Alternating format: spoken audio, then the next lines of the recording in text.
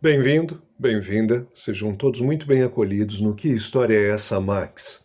O canal que cresce rapidamente no YouTube, com conhecimento, com música, com poesia, trazendo uma série de informações úteis a todos. Os 200 anos da saga alemã no Brasil. Sim, em 25 de julho de 1824, 39 alemães chegaram ao Rio Grande do Sul, marcando o início de uma imigração em massa que ajudaria a moldar a sociedade brasileira. Hoje, o país abriga mais de 5 milhões de descendentes de alemães.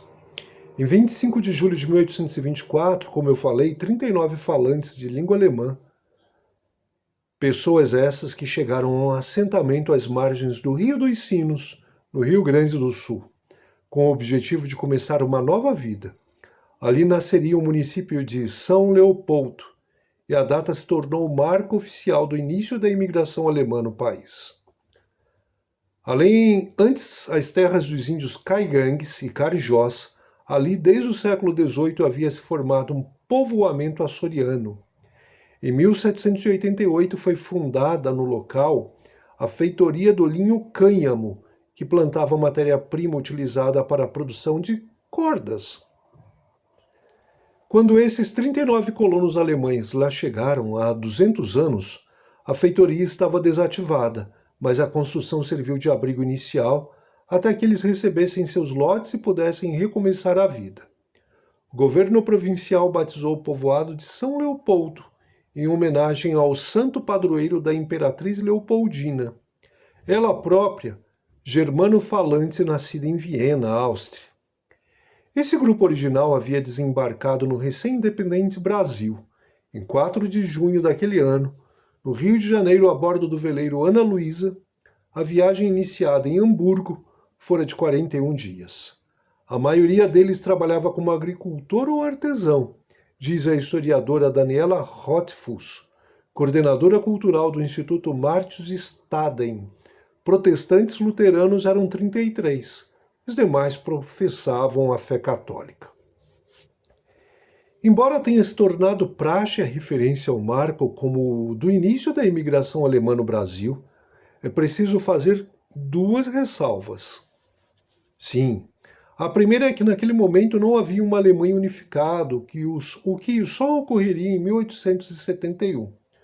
Portanto, o que houve foi a imigração de falantes de língua alemã, vindos de diferentes estados onde hoje são principalmente Alemanha, Áustria e Suíça.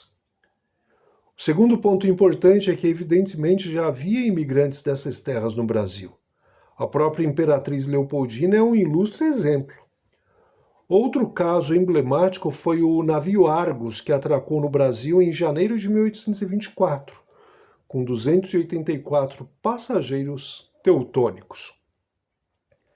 A data de 25 de julho tornou-se um marco referencial porque deu início a um projeto mais sistemático de estabelecimento de colônias em pequenas propriedades rurais, explica o historiador João Kluck, professor da Universidade Federal de Santa Catarina.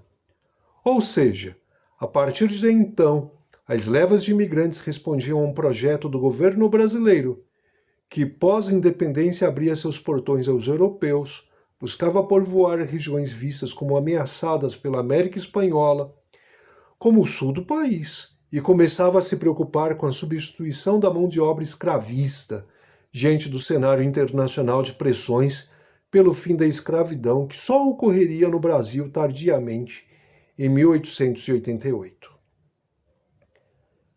No caso desses colonos importados para o trabalho, a fixação e o povoamento da terra, sobretudo ao sul, tratava-se de assegurar a presença da autoridade monárquica nas disputas geopolíticas na bacia do Rio da Prata, pontua o historiador Paulo Henrique Martinez, professor da Universidade Estadual Paulista, Unesp.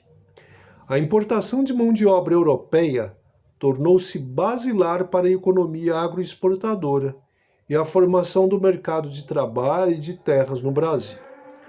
Do lado de lá do Atlântico, um contexto de pobreza tornava a ideia de fazer a América muito atraente.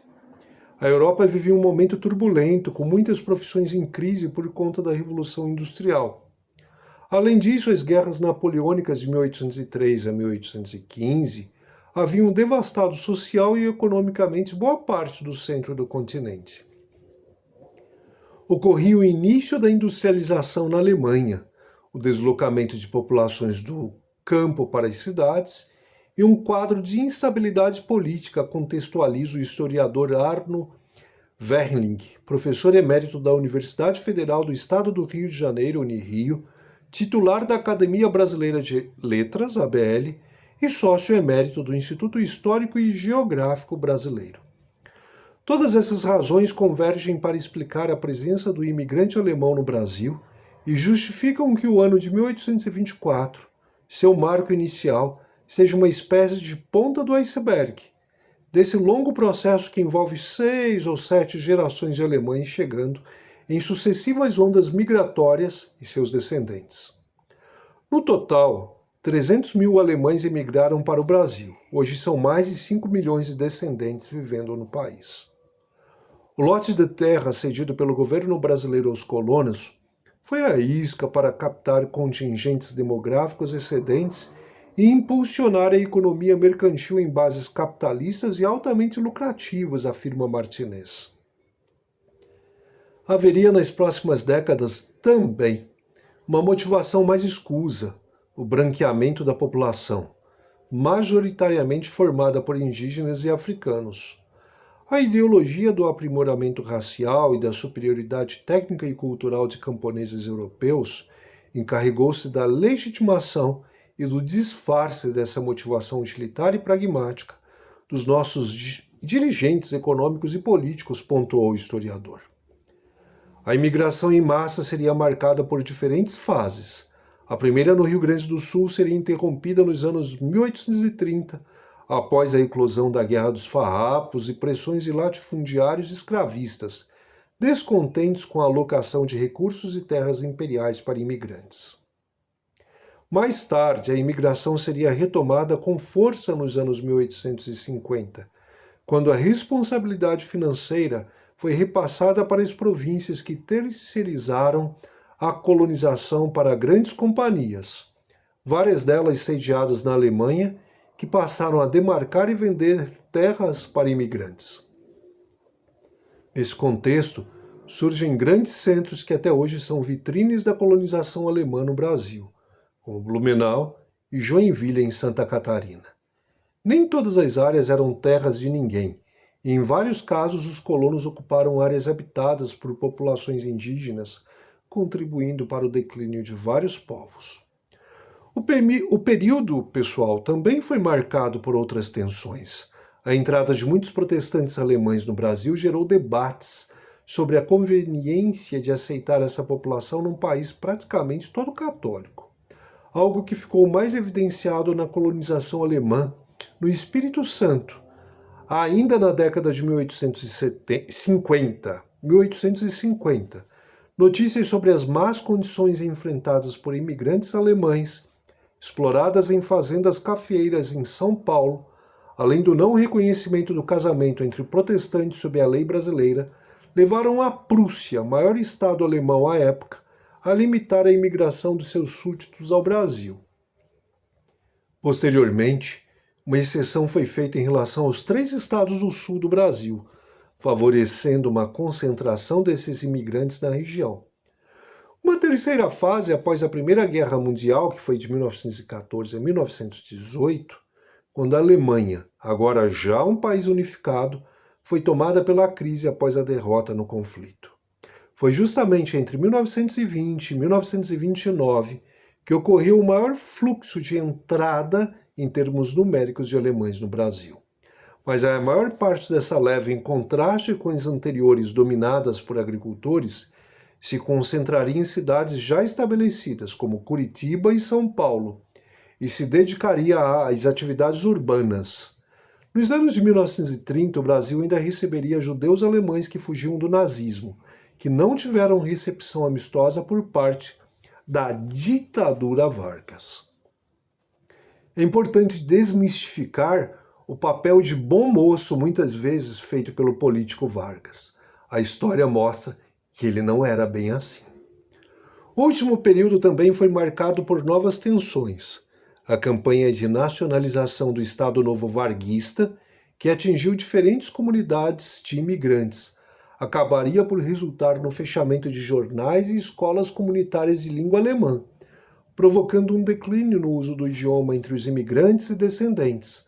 Uma situação que foi intensificada quando o Brasil declarou guerra à Alemanha nazista em 1942. Falar do legado desse fenômeno é lembrar, conforme frisa Martinez, já citado aqui anteriormente, que são 200 anos de presença e de intercâmbios mutuamente enriquecedores e criativos. Professor na Fundação Escola de Sociologia e Política de São Paulo e na Escola Superior de Propaganda e Marketing, ESPM, o sociólogo Paul Nicole Ramírez ressalta que esses imigrantes trouxeram diferentes técnicas agrícolas e diversas tradições, como algumas festas que acabaram ganhando contornos mais fortes em termos de conhecimento nacional, como a Oktoberfest. Os alemães introduziriam no país um novo modelo agrícola, as picadas ou pequenas propriedades de Schrottfuss. Essas picadas eram autossuficientes, produziam ovos, manteiga, carne e vendiam leite ali. Tinham escolas, igrejas, cemitérios, templos, pequenas vendas e serviços sociais. A historiadora ressalta que as primeiras cooperativas agrícolas do Rio Grande do Sul foram criadas por alemães e em São Paulo foram esses imigrantes que começaram a cultivar batata, repolho e rabanete. Um ponto importante foi a valorização do ensino em um tempo de altas taxas de analfabetismo. Logo após a chegada, os imigrantes fundaram escolas para ensinar os filhos e as filhas a ler e a escrever, afirma Rothfuss. Nas regiões de língua alemã, praticamente não havia analfabetos. Isso era algo especial no Brasil daquela época. Um outro impacto social foi a criação dos primeiros cemitérios não ligados à Igreja Católica. Isso é muito importante. Como 60% desses imigrantes alemães, de acordo com a historiadora do Martus Staden, eram de religião protestante, eles precisaram criar cemitérios destinados aos não católicos, que acabaram também sendo utilizados por judeus e praticantes de outros credos. O legado material que salta aos olhos de qualquer observador é múltiplo. Desenvolvimento da pequena propriedade rural num país dominado pelo latifúndio. Valorização do trabalho livre num ambiente escravocrata. Presença forte na atividade comercial e industrial. Atuação na área cultural e educacional. Opção pela iniciativa individual e pelo empreendedorismo, enumera o historiador Werling. Por outro lado, a imigração alemã, como a de tantos outros povos, demonstra como a imigração no Brasil, gerando miscigenação biológica e cultural, longe de criar guetos e a substituição de uma identidade pela outra, foi capaz de estimular o surgimento de uma sociedade afluente e de trazer novos aportes que se incorporaram ao processo permanente de formação do povo do Brasil, enriquecendo-o e estimulando atitudes de valorização da complementaridade e da tolerância, acrescenta ele. Que legal! Seja pela organização quase autônoma das vidas impicadas, seja porque o idioma e as tradições fizeram das primeiras comunidades alemãs mais fechadas a influência de povos que já habitavam o Brasil, muito dessa cultura teutônica acabou sendo preservado. Os alemães que se estabeleceram no Brasil tinham na língua o principal aspecto de manutenção da identidade, mesmo levando em conta os dialetos regionais que caracterizavam esses diferentes grupos, pontua o historiador Klug, que eu já citei. Ao lado da língua vinham as várias outras manifestações culturais. Em parte, isso se deve a um certo isolamento vivenciado nas colônias, comenta ele, lembrando que associações culturais acabaram sendo criadas para a preservação do espírito alemão. E os imigrantes protestantes tinham na igreja um referencial de preservação da língua e da cultura.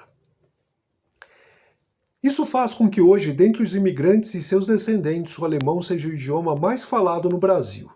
Estima-se o total de falantes corresponde a cerca de 1,9% da população, seguindo-se de perto o italiano, diz Verlink.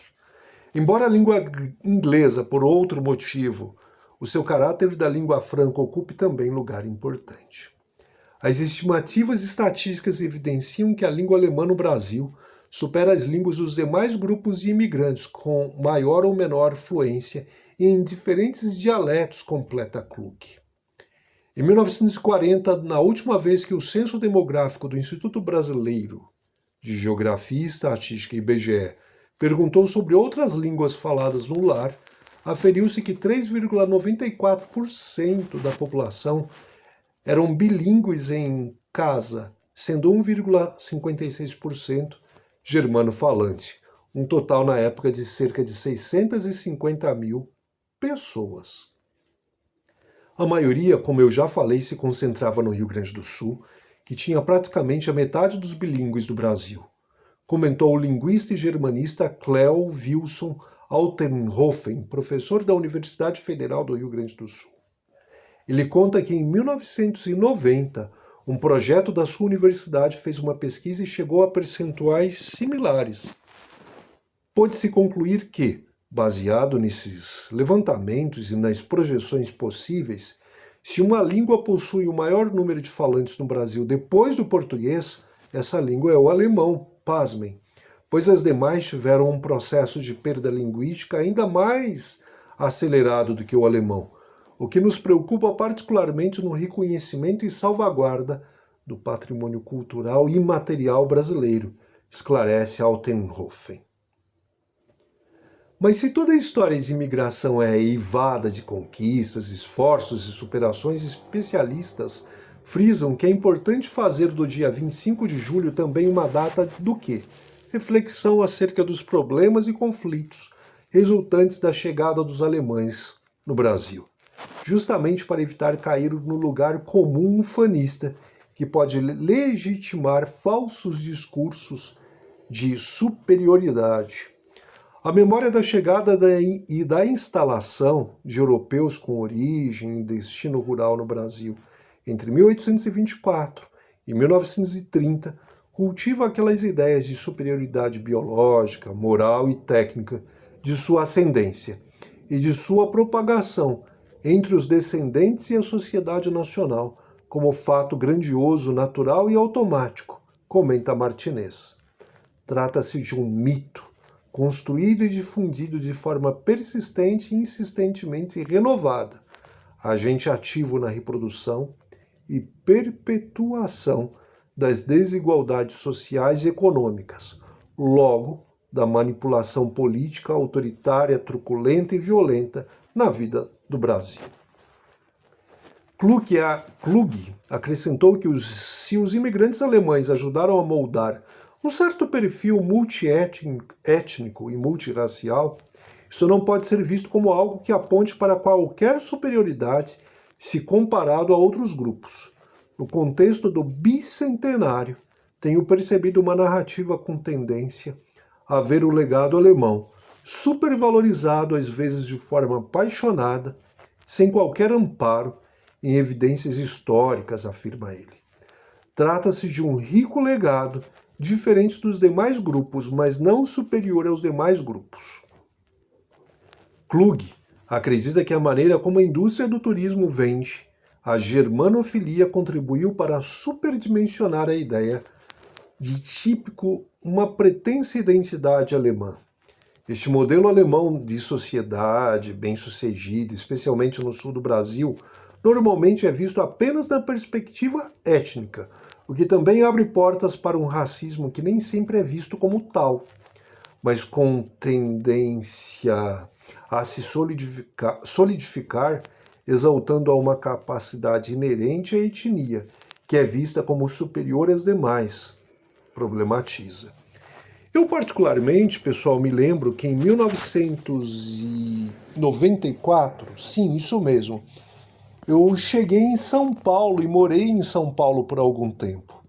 Eu cheguei, por coincidência, numa casa da senhora Eda Helga Ziegelmeier. O nome já fala tudo. Coincidência mesmo. E ela abrigava, alojava vários estudantes e intercambistas do Instituto Cultural Brasil-Alemanha, da Câmara de Comércio Brasil-Alemanha, tudo na Zona Sul de São Paulo. Ali eu aperfeiçoei o meu alemão, passei a dominar melhor a língua e tenho muitas saudades dos Andreas, dos Martins, das Sabines e de tantos outros, dos Hans, que passaram por ali e nós acabamos fazendo forte amizade, alguns que duram até hoje. Saudosa Dona Eda Helga Ziegelmeier, que partiu desse mundo no final do ano passado. Grandes saudades. Grande Alemanha, grande tecnologia, grande miscigenação num país maravilhoso chamado Brasil. Bons tempos aqueles da minha juventude. Espero encontrá-los brevemente e espero que vocês tenham gostado desse vídeo. Se sim, sendo você alemão, brasileiro, ou descendente de alemão, ou de qualquer outra parte do mundo, se você gostou, deixe o seu like, deixe o seu comentário e venha fazer parte do Que História é Essa, Max? Um abraço e até o nosso próximo vídeo encontro.